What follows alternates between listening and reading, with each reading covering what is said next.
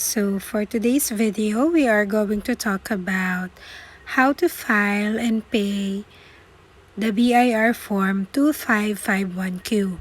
This is most commonly known as the percentage tax. So let's start. Okay, let's log into eBIR forms. Then input your TIN number and RDO code. If this is not your first time logging in, it will automatically populate the informations that you previously filled up. And then the next step is to choose the specific form that you are going to use. So for this tutorial, we will be using the BIR form 2551Q version 2018. And then just click the fill up, then just wait for the form to properly load, and then once done loading, it will show us this kind of form. So just tick the necessary information. So for example, for the year ended, it should be December 2020, and then if you are using calendar or fiscal year. So for us, we are using the calendar year. And then this is a return for the first quarter of 2020. And then here, as you can see, there are already informations which are uneditable. So there is no need for you to input such informations because it is automatically populated by the system. It is the details that you previously inputted in your eBIR form. Then the next step is to input your total sales for the quarter so that we can arrive to our total tax due or the percentage tax due. So you just need to click PT010 and then input your sales for the first quarter. So here, have you noticed that the tax rate already changed from 0 to 3% after we chose the PT010, and also it automatically computes the tax due. Once done, just click next and click validate so that you can see if there are warnings or some errors in the form that you just filled up. So make sure to double check the details that you put in the form to avoid errors in the future.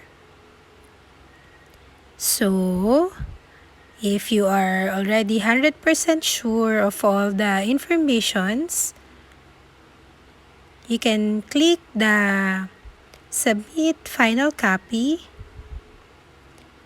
and then this will be the window that you will see once you click the submit final copy.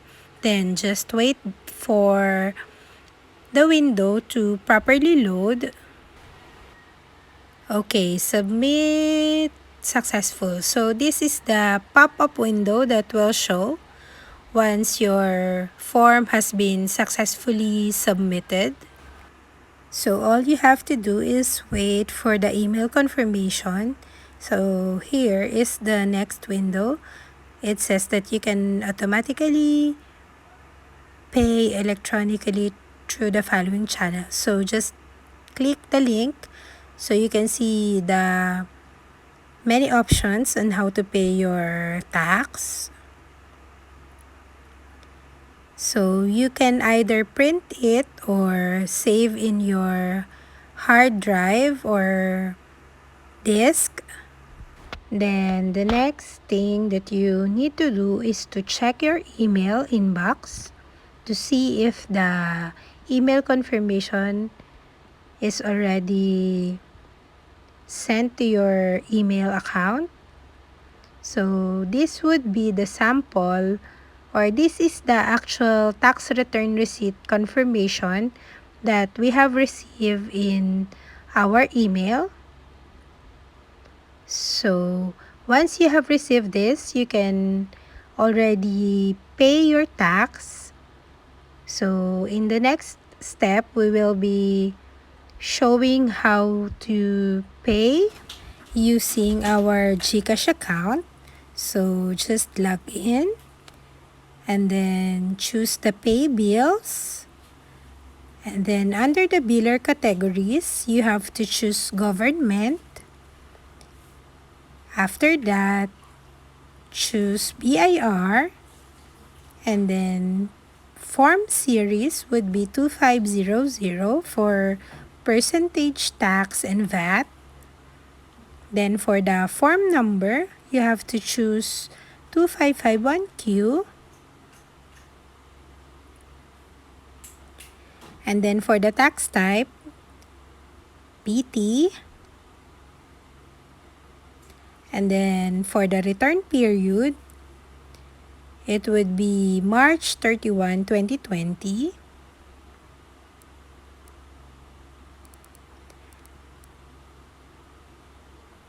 Then just input your TIN number and then the branch code. In this case, the branch code will be 00000, 5 zeros. And then input the amount of your tax due, the tax that you are going to pay.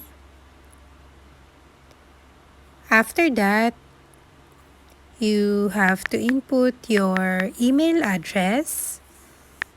It is the email address that you are using in your EBIR forms.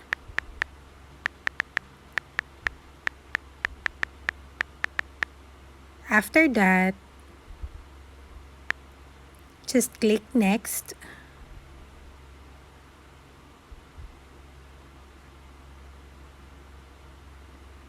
And then double check your informations before confirming the amount to pay.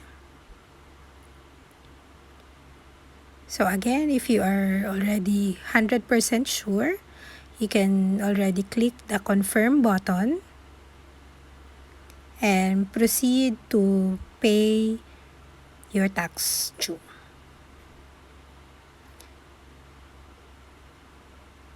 So I am already paying it. As you can see, the loading button, and then a text message will be sent to your mobile number saying that you have already paid, or it says that you already pay such amount.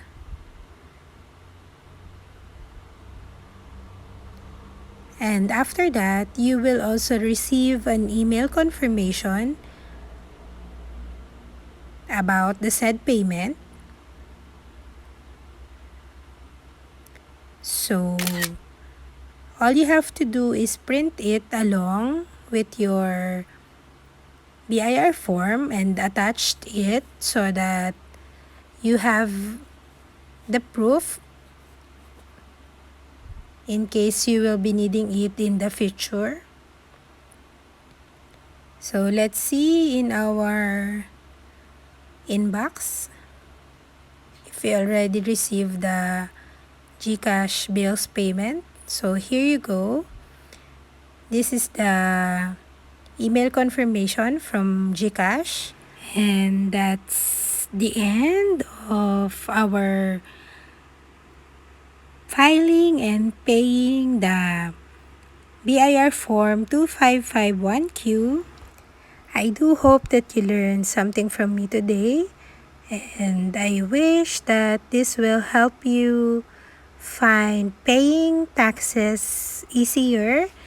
And I'll try to post another tutorials in the coming days. So thank you and have a nice day. Bye-bye.